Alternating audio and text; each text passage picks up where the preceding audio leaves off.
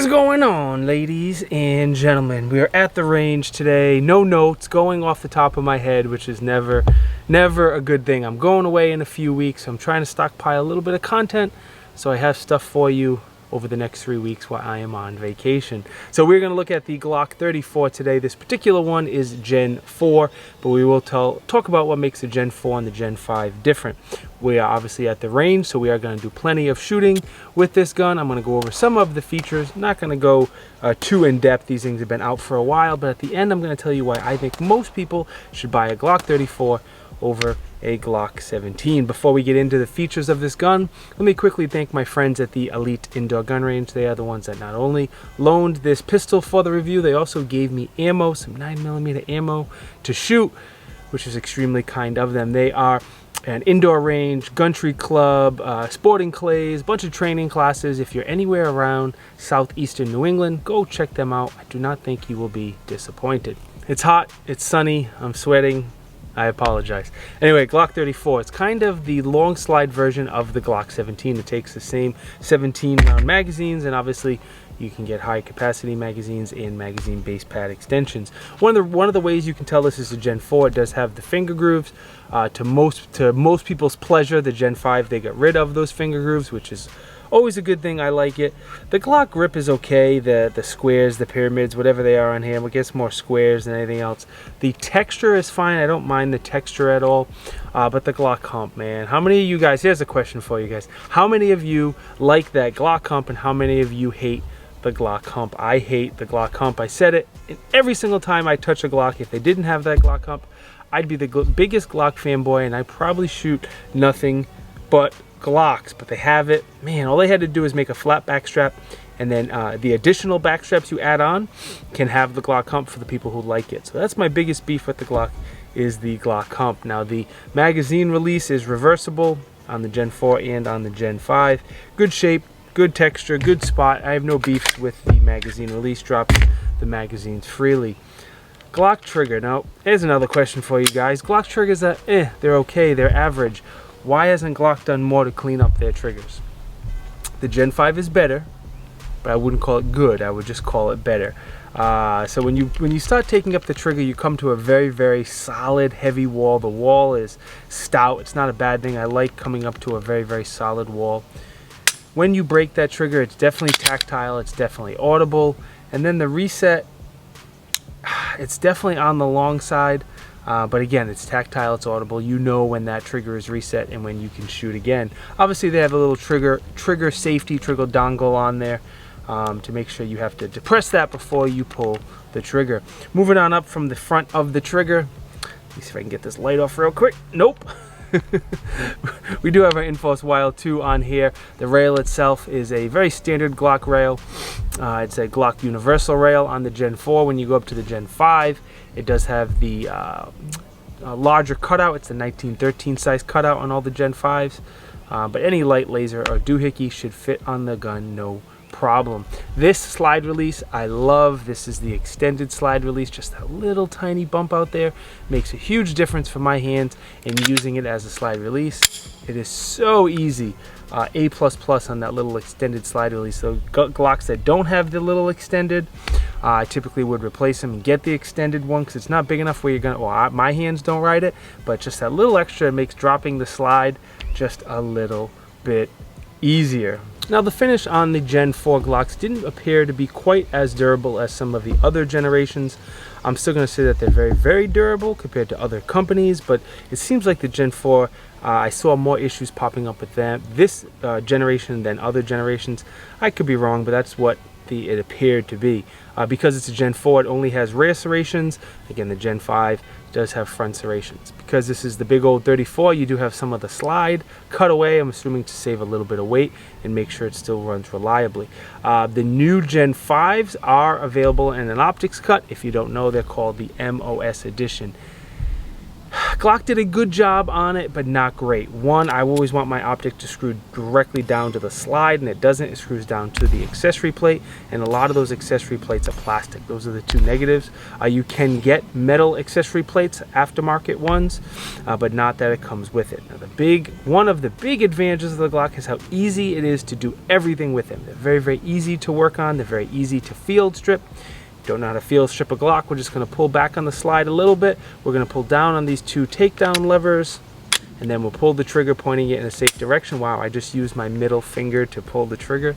That was strange. Let's try that again. Pull back on the slide, pull down on the takedown lever, and then the slide comes right off. Why did I use my middle finger to pull the trigger? Strange.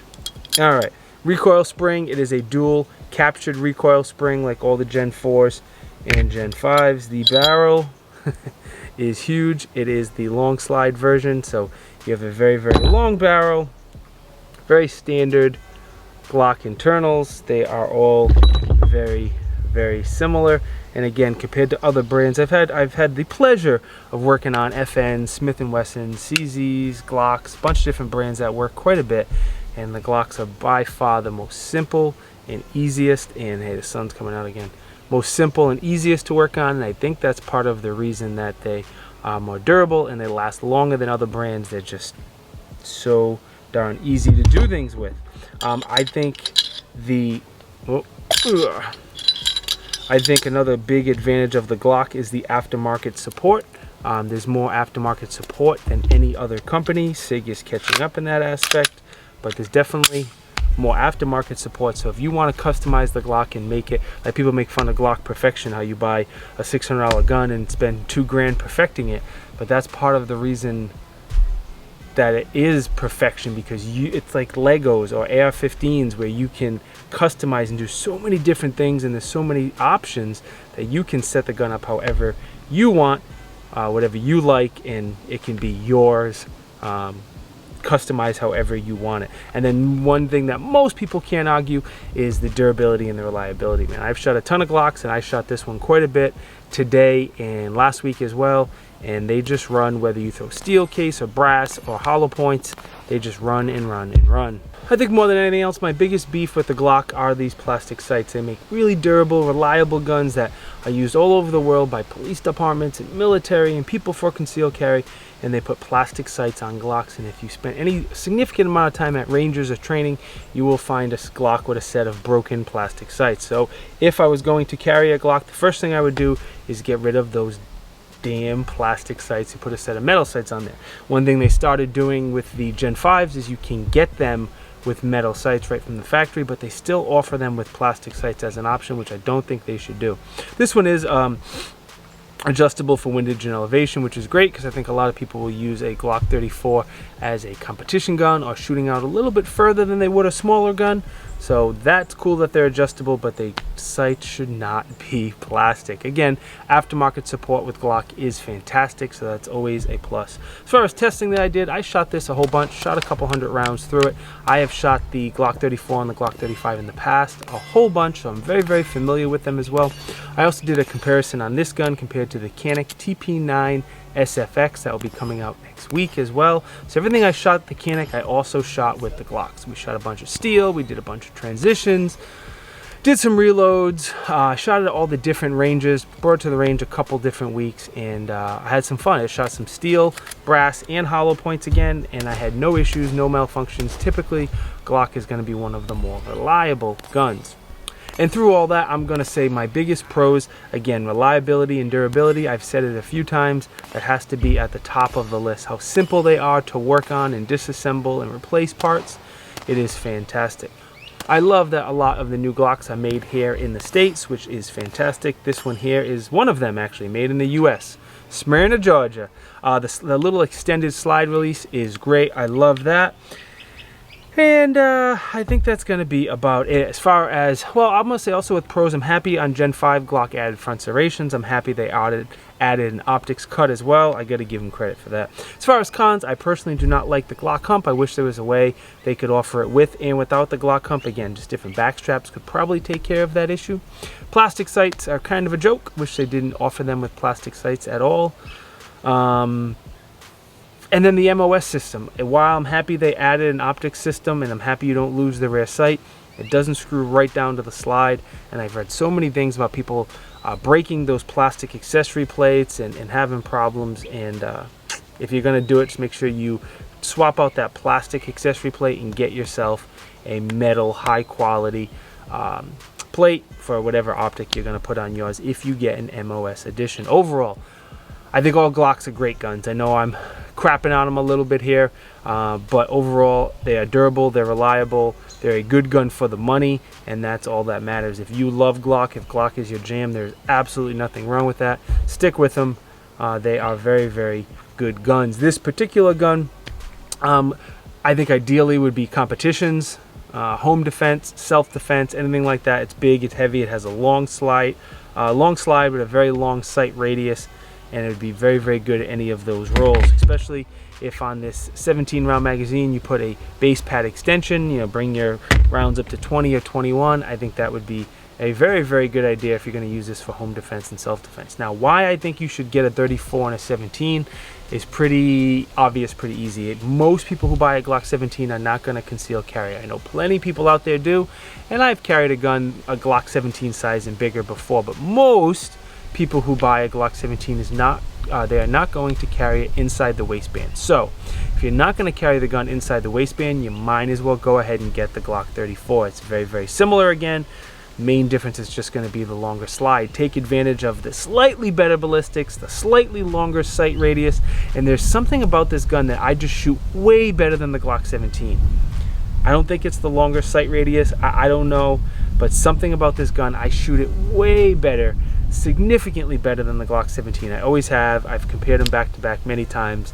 I'm not sure why, but it just shoots a lot better for me. So if you're going to use something for home defense, self-defense, competition, you might as well get the bigger gun. It's a little bit heavier, a little bit bigger. Just makes sense to me. But again, if you don't agree, too bad. That's just my opinion. No, I'm just kidding. Sign off in the comments again. Let me know what you think. I think that's all I got for you today. Please do me that favor. Let me know. Do you like these off-the-cuff, not rehearsed range videos? Do you prefer the polished, more polished studio videos? If you guys could let me know down in the comments. I always like trying new things, see what works and what doesn't, and then we'll go from there. Let me once again thank the Elite Indoor Gun Range. They loaned me this Glock for review. I got to go give it back to them today. And they also gave me some ammo to shoot, which was extremely kind of them. I also want to thank the companies who support me with affiliate links. The links and the coupon codes are down in the video description. They are super helpful to keep this channel running. Patreon supporters are also great. They typically supply the ammo for all of these reviews. Not today, but typically they do. If you want to know what reviews I am coming out with, what I'm working on right now in real time before I come out with them, I am on Instagram, Facebook, Parler, and TikTok. The links to all 4 of those are down in the video description. Also, more important than anything else, I want to thank you boys and girls for watching. I will see you next time. Peace.